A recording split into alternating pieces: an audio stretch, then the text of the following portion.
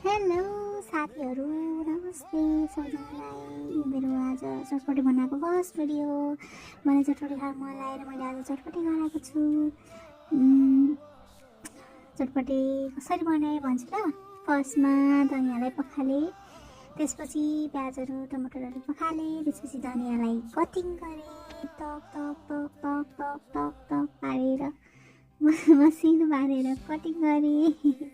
अनि त्यसपछि कटिङ गरेको धनियाँलाई भाँडामा राखेँ, टक टक पारेर राखेँ है। त्यो पनि टक टक पारेर राखेको। अनि आलु चाहिँ उसिनेर रेडी पारेर राखेको थियो। अनि त्यहाँदेखि खनाएँ। अनि प्याजलाई पनि टक्क काटेर अनि पुरै भाँडामा राखेँ।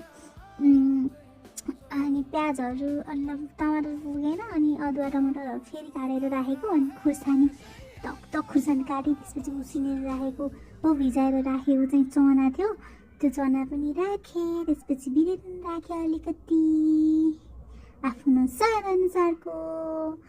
त्यसपछि मैले वाइ चाउचाउ राखेँ अलिकति, होइन 3टा चाउचाउ राखेको, 3टा।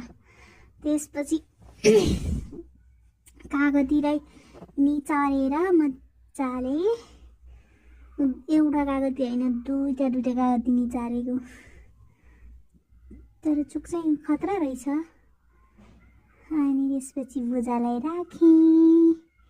अनि भुजा चाहिँ मैले आधा केजी किनेर लिएर आएको थिएँ, 60 रुपियाँको। यति धेरै भुजा आएको थियो क्या, त्यो प्याकेटमा किन्यो भने थोरै आउँछ, त्यही भएर।